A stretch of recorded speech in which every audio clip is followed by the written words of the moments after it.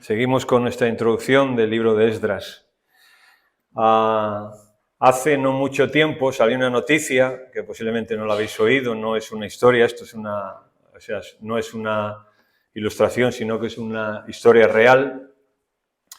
Un matrimonio en Estados Unidos, pues él trabajaba en una empresa importante y él ocupaba, digamos, un cargo importante dentro de la empresa. Y tenían 5 hijos y ellos recibieron el llamado para ir a Camerún a servir al Señor, de misioneros allí a predicar el Evangelio. Después de un tiempo de oración, ellos tenían una caravana y estuvieron viajando por Estados Unidos 2 años para poder recaudar los fondos necesarios para irse a Camerún como misioneros, visitando iglesias y hermanos se comprometieron, pues yo, $5, 10, 15, 100, lo que sea. En ese tiempo, pues compartieron con todas las personas con las que contactaron acerca de la obra misionera y toda la ilusión que tenían de ir allí a predicar el Evangelio. Y llegó el día en que llegaron allí, a Camerún. A los 23 días, creo que fueron, a los 23 días, él salió a la calle a comprar algo y se vio envuelto en una reyerta en la calle. Y le pegaron 2 tiros y lo mataron. Y ella regresó con sus hijos a Estados Unidos. La pregunta con Esdras y la Biblia es, ¿era la voluntad de Dios el exilio? Esto no era lo que Dios tenía previsto para el pueblo de Dios. Fue una cosa inesperada, que después de tanto tiempo que costó que el pueblo de Israel llegase a su tierra, tuviese una tierra donde servir a Dios desde allí, tuviesen que ir al exilio y echados de aquella tierra a la cual Dios le había dado. Pero Dios buscaba algo en el pueblo de Israel y ahora ellos regresan a su tierra. El otro día explicamos algo en la introducción, hoy quiero hablar de esto. Hay varios retornos, vemos varios retornos desde Babilonia para Israel. El primer retorno se sitúa en el 538, con Zorobabel al mando, digamos, o al frente, y el sumo sacerdote Yeshua. Y tienen la labor, digamos, o la meta de reconstruir el templo y reanudar el culto en el templo. El primero que construyen es el altar. Y se terminó aproximadamente el 516. Y eso es lo que corresponde al capítulo 1 al 6 del libro de Esdras. 80 años después hubo otro retorno. Esta vez es Artajerjes el que en el 458 permite a cierto grupo también volver otra vez, con Esdras al frente. Y la labor que Esdras tiene, o la labor que Esdras toma para sí, es instruir en la ley de Dios al pueblo. Y eso lo tenemos de los capítulos 7 al 10. Hay un tercer retorno ya más tarde, que es en el 445 con Nehemías, para reconstruir las murallas, para dar seguridad. Y entre el primer y el segundo retorno aproximadamente tenemos la historia del libro de Esther con el rey Asuero, era el que gobernaba. Esto es más o menos para que nos pongamos en contexto, el otro día también mencionamos cosas. Pero Esdras, que dijimos que era un funcionario y que le gusta destacar todos los detalles, también en el libro se preocupa de decir que hubieron 4 oposiciones a la reconstrucción. La primera la tenemos en el capítulo 4, casi todo ahí, pero es que hay una intimidación de parte del pueblo de la tierra para que paralizara la obra de Dios. Y la obra de Dios estuvo parada 16 años. O sea, ellos consiguieron, una vez ya se estableció, se reconstruyó parte del altar y todo esto, pues por esta oposición la obra estuvo parada 16 años. Luego hay unas interferencias, digamos, de un Tannai y Setar Boznai en el capítulo 5, pero gracias a Dios esa oposición y esas interferencias que ellos hicieron, eso lo vamos a ver todo con detalle, no tuvo mucho éxito, digamos. Esdras nos narra otra oposición, sin detalles, en el capítulo 4, pero posiblemente tiene que ver con Amán, con la historia de Amán y Esther y Mardoqueo y toda aquella historia, y está narrado en el capítulo 3 del libro de Esther.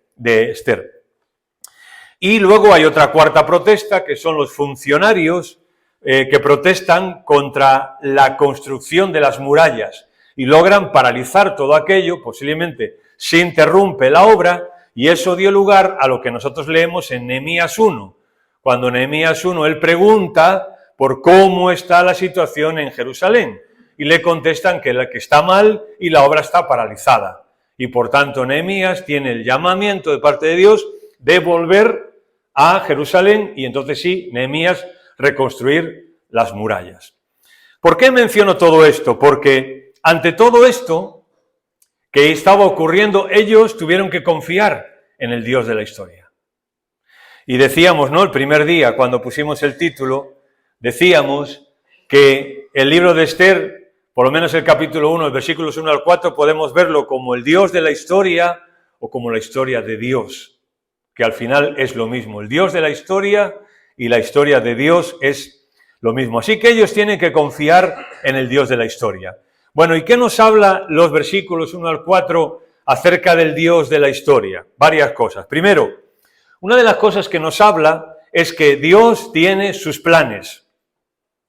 Dios tiene sus planes. Y quiero que leamos dos textos.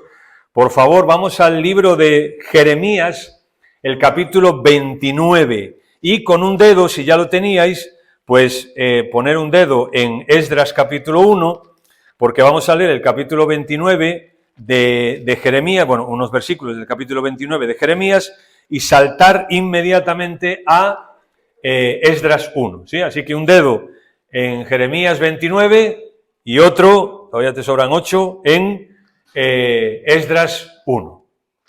Bien, dice así Jeremías 29, versículo 10. Porque así dijo Jehová, cuando en Babilonia se cumplan los 70 años, yo os visitaré y despertaré sobre vosotros mi buena palabra para haceros volver a este lugar. Porque yo sé los pensamientos que tengo acerca de vosotros.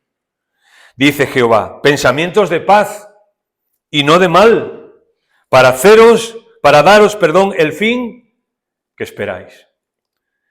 Entonces me invocaréis y vendréis y oraréis a mí, y yo os oiré.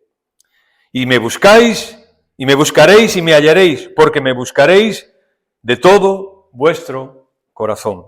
Y seré hallado por vosotros, dice Jehová, y haré volver vuestra cautividad, y os reuniré de todas las naciones y de todos los lugares donde os arrojé, dice Jehová, y os haré volver al lugar de donde os hice llevar. Y ahora saltamos al capítulo 1 de Esdras, al capítulo 1 de Esdras, había buscado mal yo aquí, había buscado Esther. Al capítulo 1 de Esdras, y prestar atención a lo que voy a decir, cómo empieza literalmente este libro ahora lo voy a explicar en un momento, pero el libro de Esdras, la primera palabra con la que empieza es con y, o con ahora, esa es la forma en la que empieza. Así que leemos, y en el primer año del rey Ciro de Persia, para que se cumpliese la palabra de Jehová por boca de Jeremías, despertó Jehová el espíritu de Ciro, rey de Persia, al cual hizo pregonar de palabra y también por escrito en su reino, diciendo, así ha dicho rey Ciro, rey de Persia, Jehová Dios de los cielos, me ha dado todos los reinos de la tierra y me ha mandado que le edifique casa en Jerusalén, que está en Judá. Quien haya entre vosotros de su pueblo, sea Dios con él, y suba a Jerusalén, que está en Judá, y edifique la casa de Jehová Dios de Israel. Él es el Dios, el cual está en Jerusalén. Y a todo el que haya quedado de en cualquier lugar donde more, ayúdenle los hombres de su lugar con plata, oro, bienes y ganados, además de ofrendas voluntarias para la casa de Dios, la cual está en Jerusalén. Amén. Señor bendiga, ¿no?, su palabra. Dios de la historia tiene planes.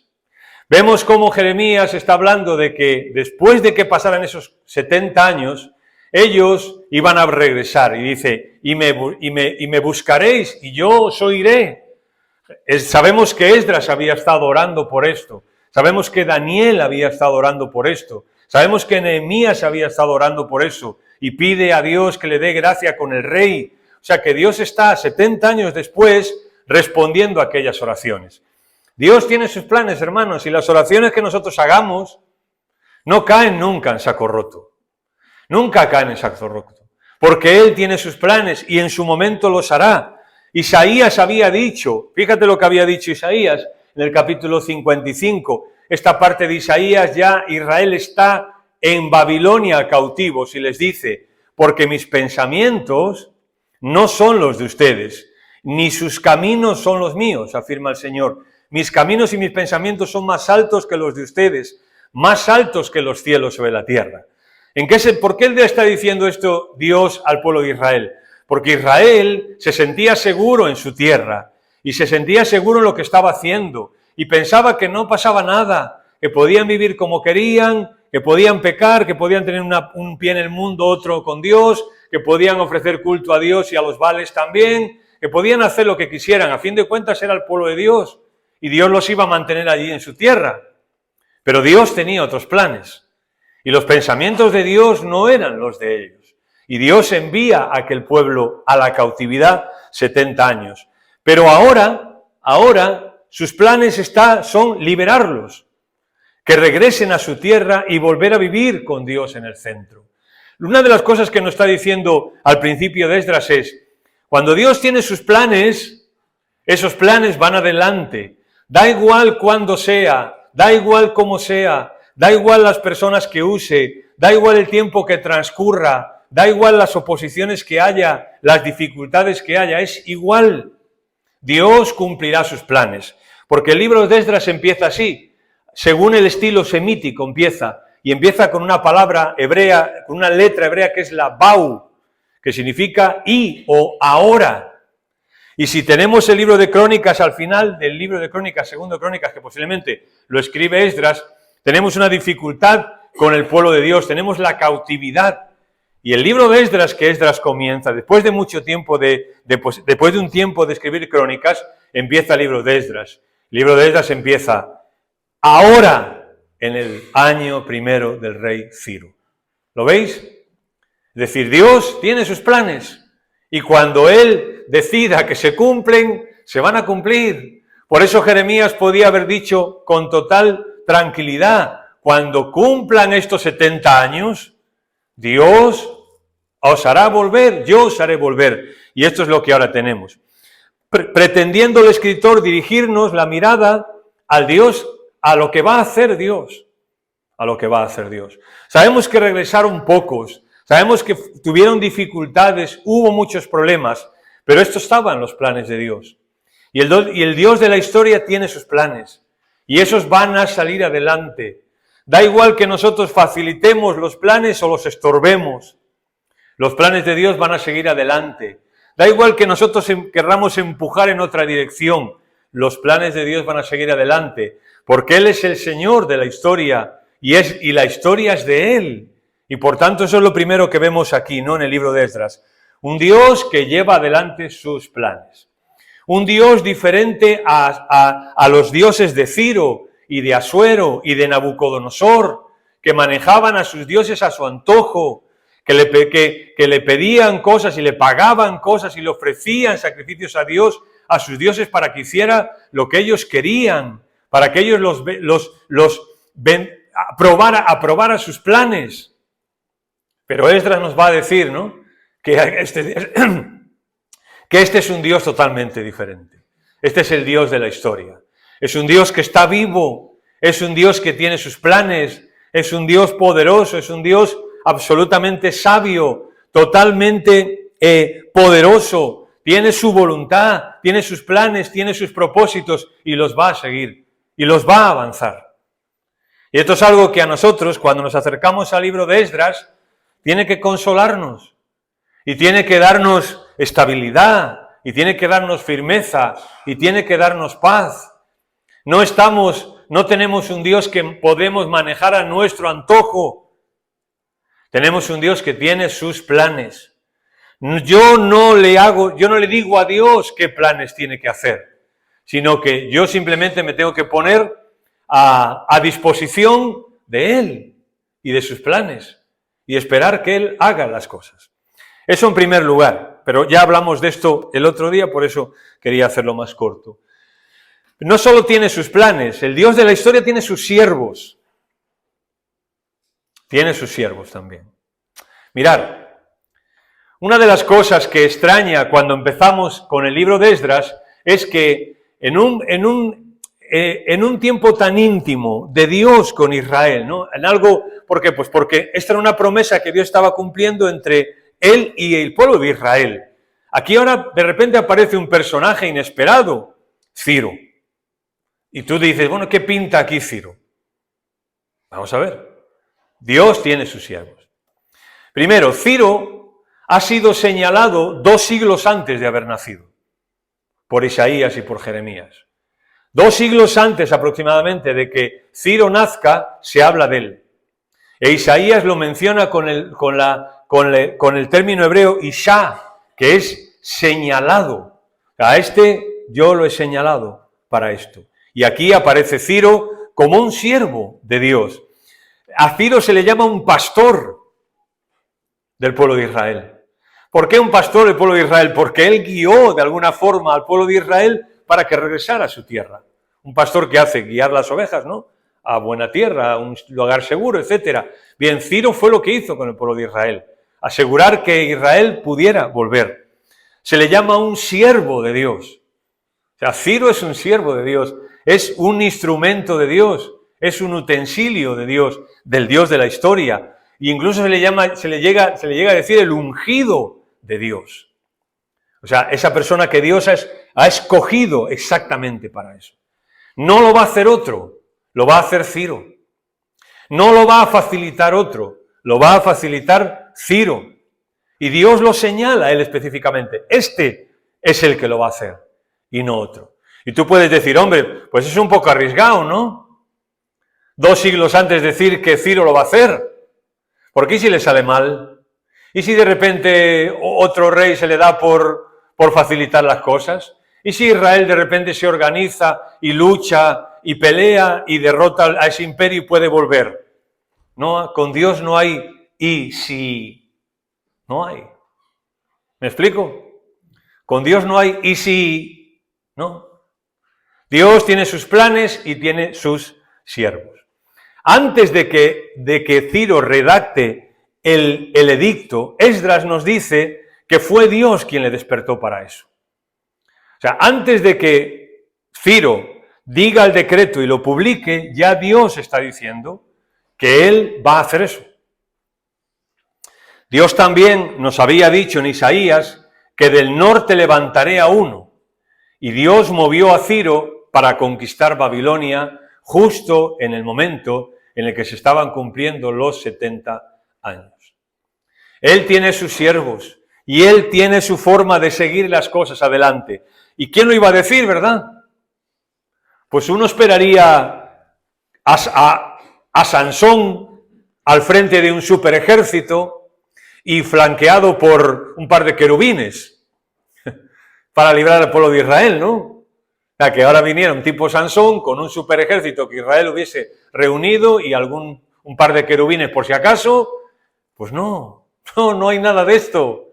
Ellos no tienen que hacer nada. Dios, el Señor de la historia, tiene sus siervos. Y Dios despierta el corazón de Ciro para que él le diga al pueblo de Israel, ahora vais a volver a vuestra tierra.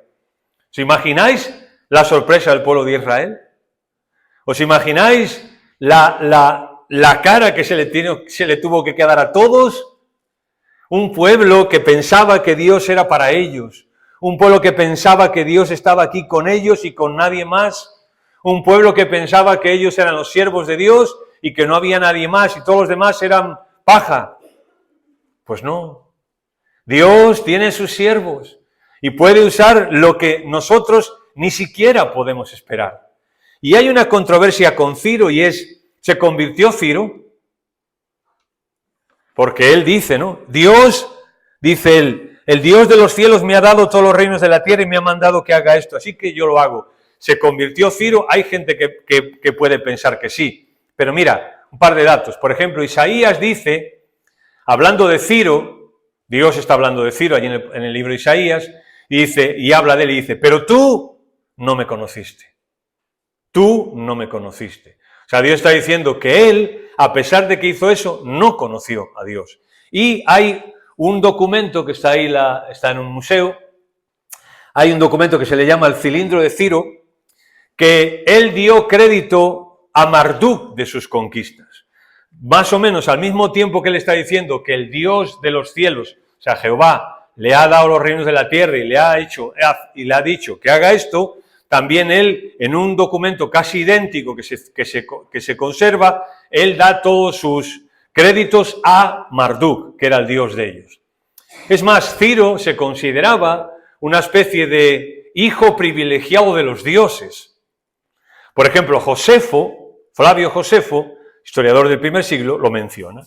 Y dice que él, Ciro, leyó esto, o sea, lo que decía, lo que él promulga, ¿no?, para que el pueblo de Dios regrese. Y un ferviente deseo, dice Flavio Josefo, y una ambición se apoderaron de él para cumplir lo que así está escrito. Es decir, él posiblemente conocía las Escrituras y lo que Dios había dicho por Daniel e Isaías. Y lo que pasa, lo que Josefo nos cuenta es que cuando él escucha que el Dios de Israel ha hablado de él, pues claro, él se consideraba un hijo privilegiado de los dioses. Así que dice, hombre, si el Dios de Israel dice esto, pues yo lo voy a hacer. ¿Pero por qué lo hace? ¿Porque Daniel e Isaías le hablan de eso? No, tampoco fue por eso, sino porque Dios despertó el espíritu de Ciro. Dios tiene sus siervos y nosotros podemos hacer lo que sea, pero es Dios el que tiene que despertar a las personas. Es Dios el que tiene que obrar. Es Dios el que tiene que bendecir. Y aquí empezamos el libro de Esdras con Dios. El Dios de la historia tiene sus siervos. Hay una cosa muy interesante en el versículo 4. Dice, suben algunos, dice, y todo aquel que haya quedado en cualquier lugar donde more, ayúdenle los hombres de su lugar con plata, oro, bienes, ganado, además de ofrendas voluntarias para la casa de Dios, la cual está en Jerusalén. Sabemos que algunos regresaron, pero sabemos que otros se quedaron. Muchos se quedaron, o digamos casi la mayoría se quedaron. Dios dispone a todos para que ayuden. Y esto un poco nos recuerda o tiene alguna reminiscencia del Éxodo, cuando el pueblo de Israel tenía que abandonar su tierra y volver, salir de Egipto y ir hacia su tierra. Dios permite que en Egipto le den ayuda y le den también un montón de cosas para el viaje y para cuando lleguen allí poder tener aunque luego lo usaron mal, pero bueno, esto es lo que dio. Y aquí tiene el pueblo de Dios tiene que volver otra vez y Dios está obrando otra vez de esta manera, ¿no? Un siervo de Dios no solo es el que va o el que hace algo en público en la iglesia, no es solamente un siervo. Dios tiene sus siervos y Dios nos utiliza a cada uno como tiene que hacerlo. Y a veces yo escucho, a veces a lo mejor a las personas ya mayores dicen, bueno, yo ya he hecho las cosas, ¿no? Y yo a los mayores, os animo a que no dejéis nunca de ser útiles para el Señor, nunca. Uno tiene que seguir siendo útil. Tal vez ya a lo mejor no puedo hacer determinadas cosas, pero puedo orar, por ejemplo, ¿no?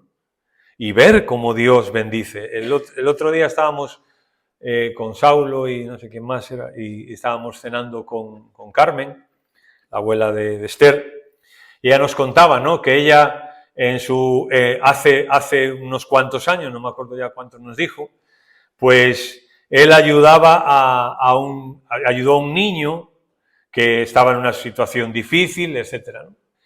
Y hace poco, ¿no fue esto, Carmen? Hace poco, pues vino un joven ya mayor, creo que casado ya, trabajando y todo, y llegó a la iglesia preguntando por Carmen, ¿no? Y pues resulta que ese chico o ese hombre ahora era aquel niño a la cual ella había ayudado. Caleb, con 85 años, conquistó todo lo que siempre había anhelado, con 85 años. Él tuvo que esperar mucho tiempo.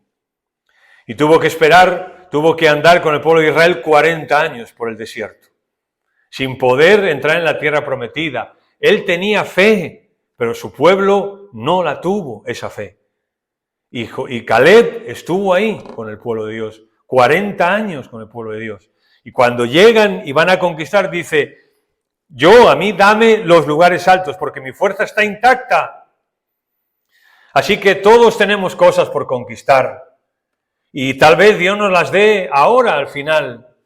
Tal vez, no sé, tal vez Fanny está orando por alguna situación, por algún familiar, por algo, y no lo hemos recibido todavía, pero no sabemos. Todos somos siervos de Dios. Todos tenemos que seguir confiando en Dios. Dios es el que usa a sus siervos. Dios es el que lo usa. Y mirar qué interesante. Esdras le da un sentido teológico al edicto de Ciro. Es decir, la finalidad del retorno. Porque, ¿cuál es la finalidad? ¿Por qué Ciro les deja volver? ¿Qué son los planes que Dios tiene? ¿Simplemente que vuelvan? No. ¿Recordáis cuando Dios tiene que sacar al pueblo de Egipto? Le dice, deja ir a mi pueblo para que me sirva. Deja ir a mi pueblo para que me sirva. No era simplemente sacarlos de Egipto y meterlos en Canaán por cambiarles de sitio. Y aquí es lo mismo. No es sacarlos de Babilonia para cambiarlos de sitio y que vuelvan otra vez a su tierra. ¿Y cómo lo sabemos? Pues por estos verbos que Esdras usa. Que edifique, para que suba y edifique, para que suba a Jerusalén, para que edifique la casa de Dios. Es decir, había un propósito muy concreto para eso. Dios no estaba desplegando, el Dios de la historia no está desplegando sus planes y sus siervos para nada. O para lo que a ellos les parece, no. Lo está haciendo con un propósito concreto. Dios nos bendice, pues para bendecir a otros. Para eso nos bendice Dios. No para quedarnos con las bendiciones de Dios. Dios nos da salud, ¿para qué? Pues para servirle. No nos da salud para que vivamos 137 años, no. Nos da salud para servirle. Y mientras nos la dé, o aun cuando no, para eso es la salud. Nos da dones para ser útiles. ¿Para qué nos ha dado Dios capacidades? Pues para ser útiles, para ponerlo al servicio de Dios. Porque Dios tiene sus siervos. Porque Dios podría hacer las cosas Él. Así, ya está, lo haría. Pero Él ha decidido hacerlo a través de cada uno de nosotros. Él nos da dinero para hacer las riquezas en los cielos, no aquí. Para hacer las riquezas en los cielos y no aquí. Y eso Jesús habló, ¿no? De que uno tiene que hacer riquezas en el cielo. Y el pueblo de Dios, sabemos que mucho del pueblo de Dios no regresó. ¿Por qué? Porque estaban cómodos ya allí en Babilonia. Y los profetas Ageo, Zacarías, tienen que advertirles y decirles, oye, es tiempo de que sigáis con vuestras casas, ya no casas, aquello eran casoplones, en Galapagar. Eran casoplones, dice casas artesonadas. Eso es una forma, la versión popular de casas artesonadas es un casoplón. Dios les dice, no, ya no es tiempo de esto. ¿Sois mi pueblo para esto? Hace poco hablaba con alguien, con un hermano de aquí.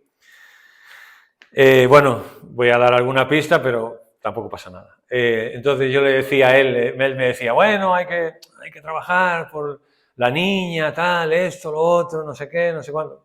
Bueno, para que no estéis pensando con Manuel Bento. No pasa nada, no es nada secreto, ¿no?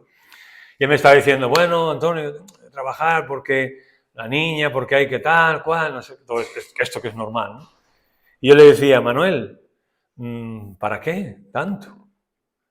Y le decía yo, sí, ¿para qué? Para que dentro de 20 años tu hija se case con un desdichado y el desdichado, no tu hija, se gaste todo lo que tú has trabajado.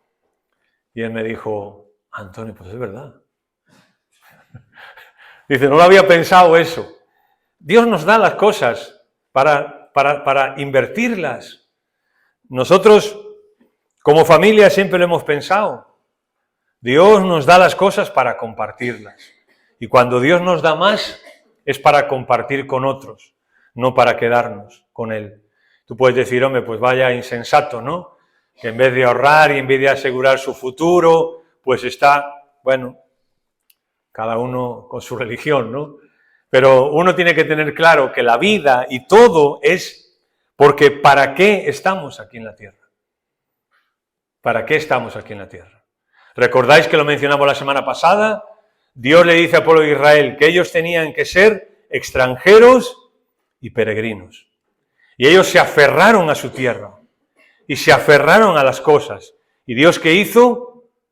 Los hizo extranjeros y peregrinos. A la fuerza. Los hizo extranjeros y peregrinos. A la fuerza.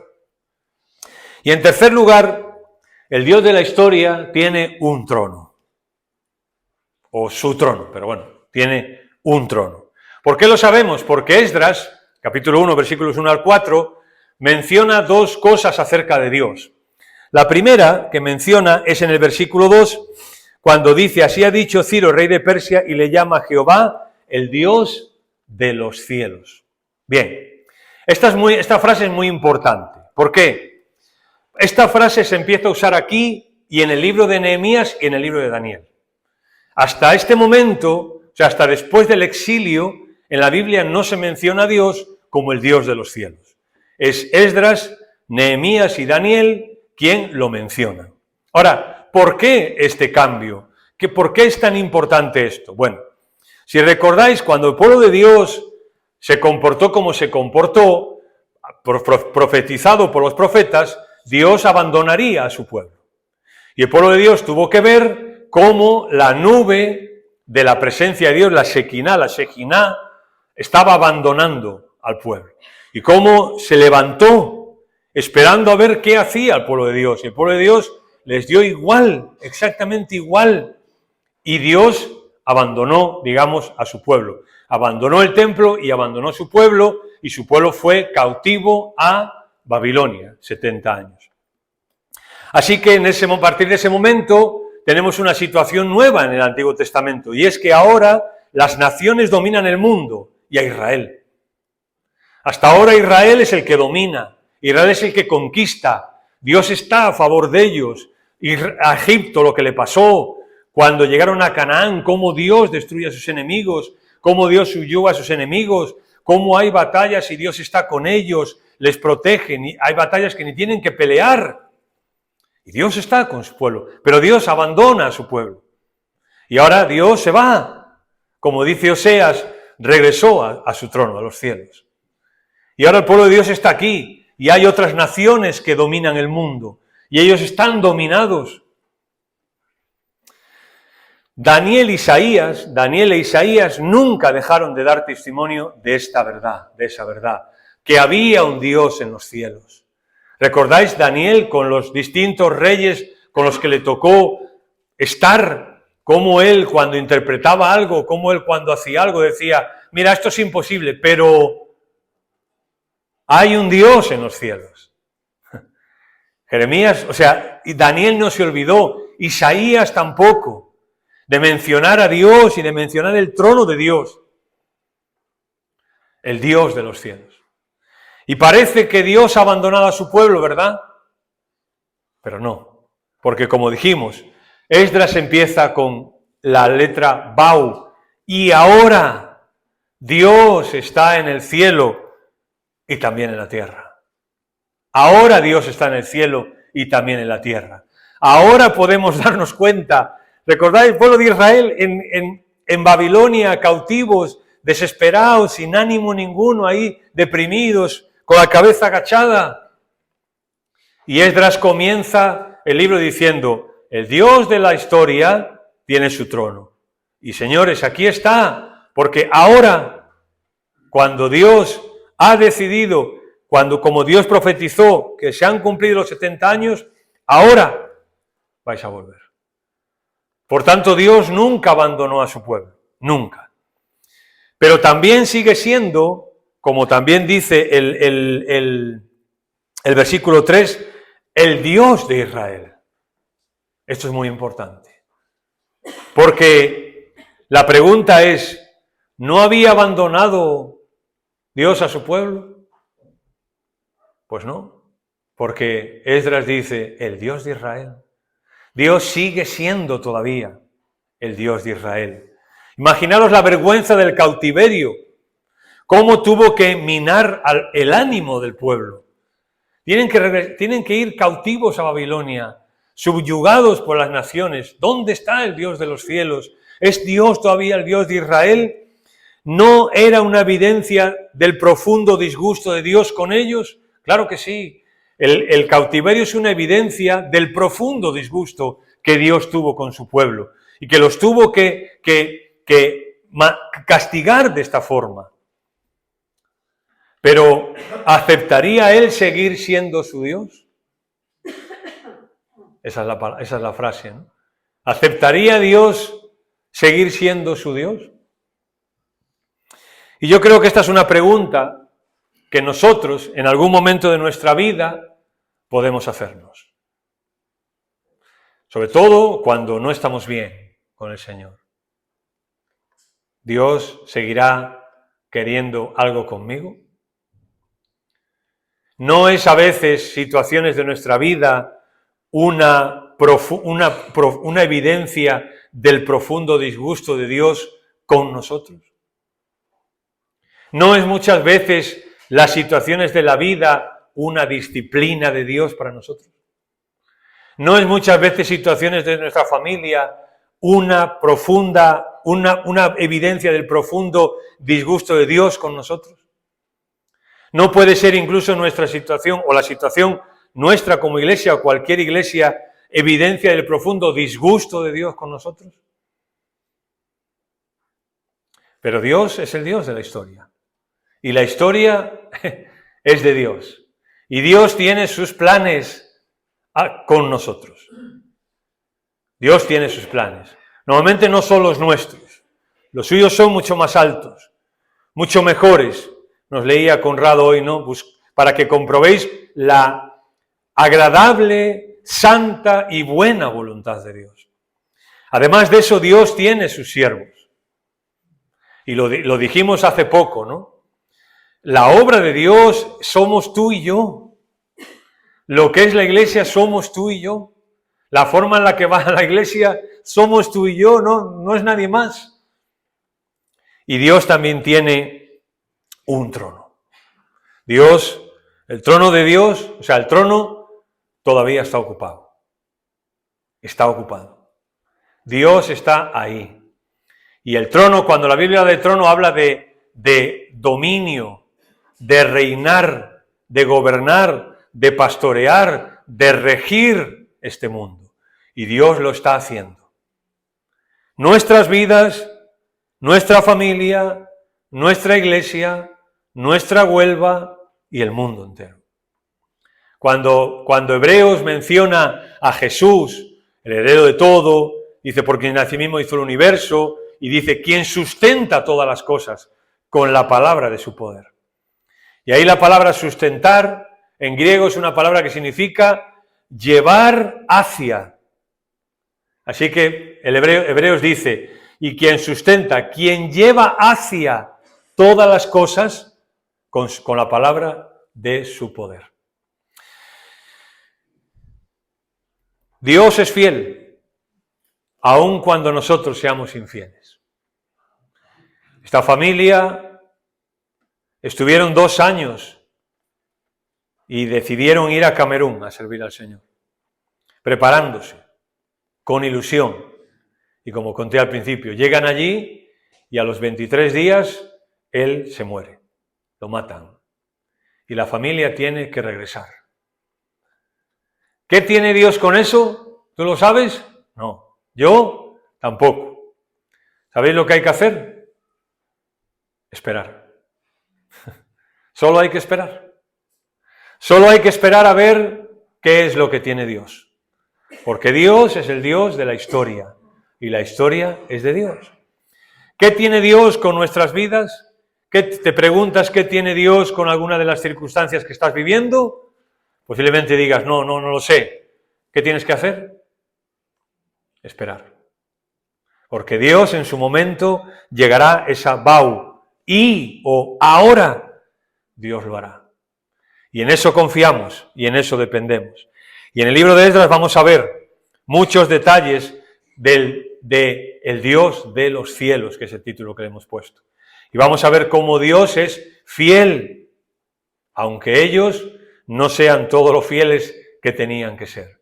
Dios es fiel y lo es también con nosotros. Y como cantamos muchas veces, su fidelidad es grande. Señor, gloria sea a tu nombre.